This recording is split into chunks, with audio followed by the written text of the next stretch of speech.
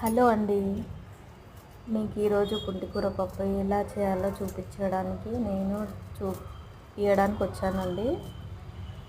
పుంటికూర చిన్న చిన్న ముక్కలుగా కట్ చేసుకోవాలండి. తెంపుకున్న తర్వాత అలా చిన్న చిన్న ముక్కలు కట్ చేసుకోవాలి. కత్తెరతో అయితే చాలా బాగా ఈజీగా అవుతుంది. దాని తర్వాత మంచిగా 2 సార్లు 3 సార్లు కడుక్కోవాలండి. కడుక్కున్న తర్వాత అది ఒక బగోన్లో పెట్టుకోవాలండి. అది ఫస్ట్ ఉడకబెట్టుకోవాలి. కడుక్కున్న తర్వాత అలా మంచిగా జల్లపరిచి కడగాలండి. ఇసుక ఉంటుంది, అది పోదు.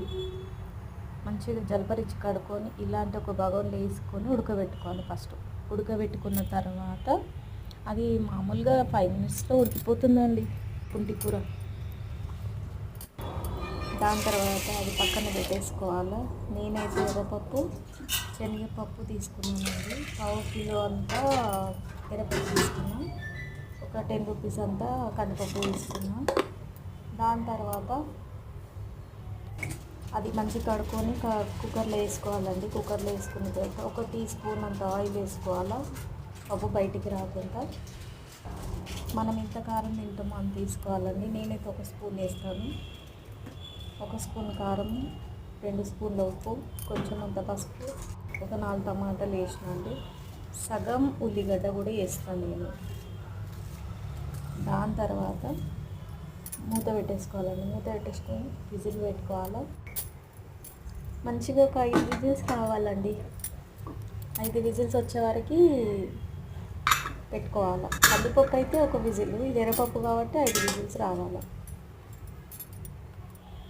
5 విజిల్స్ రాగానే తీసి పక్కన పెట్టుకోవాలండి. దాని మధ్యలో పుంటికూర ఉడికిపోయి చల్లగా కూడా అయిందండి. మామూలుగా స్పూన్తో కలుపుకోవాలి. కలుపుకుంటే మెత్తగా అయిపోతుంది, స్మాష్ అయిపోతుంది.